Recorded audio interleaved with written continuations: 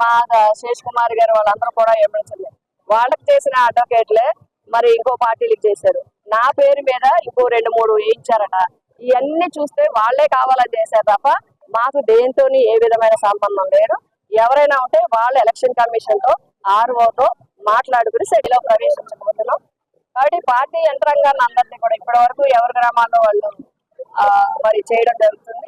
కాబట్టి ఇక్కడ నుంచి ప్రతి ఒక్కరూ పూర్తి స్థాయిలో మరి ప్రచారం కొనసాగించాలని, ప్రతి ఒక్క ప్రజల్ని కలుసుకోవాలని, వారికి ఏవైనా అవసరాలు ఉంటే తెలుసుకోవాలని, అదేవిధంగా ఇప్పటి వరకు జగన్ గారు ఇచ్చిన కార్యక్రమాల పట్ల మరి జనం అందరూ కూడా, ప్రజలందరూ కూడా సంపూర్ణ విశ్వాసాన్ని ప్రకటించడం జరుగుతుంది.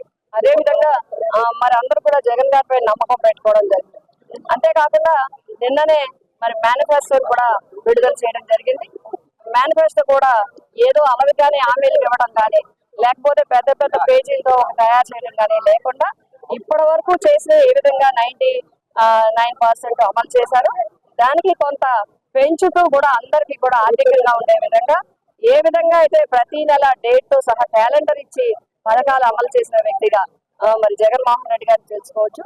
కాబట్టి ప్రజలందరూ కూడా మా కార్యకర్తల్ని మా బూత్ స్థాయి కమిటీల నుంచి నియోజకవర్గ స్థాయి కమిటీ వరకు, రాష్ట్రంలో స్టేట్ లో వివిధ హోదాలున్న పదవులున్న మరి డైరెక్టర్స్ కానీ, ఇతర హోదాల్లో ఉన్నవారు కానీ, పార్టీ హోదాల్లో ఉన్నవారు కానీ అందరూ కూడా ఎవరి గ్రామానికి ఎవరి వార్డుకి వారు వెళ్ళి లోకల్ గా అందరూ కలిసికట్టుగా ఉండి ముందుకు వెళ్ళి వైసీపీ విజయానికి అందరూ కూడా కృషి చేయాలని, ప్రజలందరూ సుముఖంగా ఉన్నారు.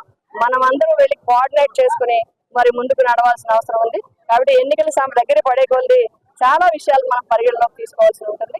కాబట్టి వారి కౌంటింగ్ ఏజెంట్స్, మరి పోలింగ్ ఏజెంట్స్ ఇవన్నీ కూడా చేయాల్సిన అవసరం ఉంది.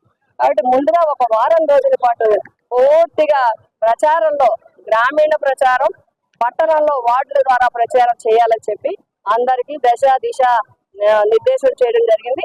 ఈ రోజు విస్తృత స్థాయి సమావేశానికి మరి గ్రామాల నుంచి కూడా అందరూ కూడా పెద్ద ఎత్తున హాజరై సంతోషాన్ని వ్యక్తం చేస్తూ చాలా ఉత్సాహంగా పార్టీకి చేయాలని ఉరకలు వేస్తూ అందరూ కూడా మీరే చూశారు. ఇప్పుడు అందరూ కూడా ఉత్తేజంగా ఉరకలు వేస్తూ తప్పకుండా మళ్ళీ జగనన్నను ముఖ్యమంత్రి చేయాలి, ఈ పిఠాపురం నియోజకవర్గంలో మరి వైసీపీ గెలవాలి, వంగాగీత గెలవాలి, పార్లమెంట్ లో చెలమలశెట్టి సునీల్ గెలవాలి, అప్పటి వరకు మేము కృషి చేస్తామని చెప్పి ప్రతి ఒక్కరూ తెలియజేయాలి. ఇవన్నీ తప్పుడు ప్రచారాలు ఎందుకంటే వాళ్ళకి చెప్పడానికి, ప్రజల కోసం చెప్పే గాని ప్రజల అవసరాలు తీర్చడానికి చెప్పే విషయాలు లేక కేవలం నామినేషన్ విత్డ్రా చేసుకుంటున్నారు, లేదా గీత గారు ఇంకో పార్టీలోకి వస్తున్నారు. ఇవన్నీ తప్పుడు ప్రచారాలు చేసుకోవడం ద్వారా వాళ్ళ గౌరవమే కిందకు పోతుంది. ప్రజలు చాలా తెలివైన వాళ్ళు, ప్రజలు అన్ని తెలుసు. ఎవరు ఇప్పుడు ప్రత్యర్థులు ఉంటే నేను అభ్యర్థిని నా పార్టీ నుంచి అయితే, ప్రత్యర్థి అవతల పార్టీ అభ్యర్థి, ఆయన అభ్యర్థి అయితే నేను ప్రత్యర్థి. మేము ప్రజలకు ఏం చేయగలమో చెప్పాలి కానీ మీరు ఆ పార్టీలోకి వస్తారు, లేకపోతే నామినేషన్ నేను ఒక కామన్ పాయింట్ అడుగుతున్నాను.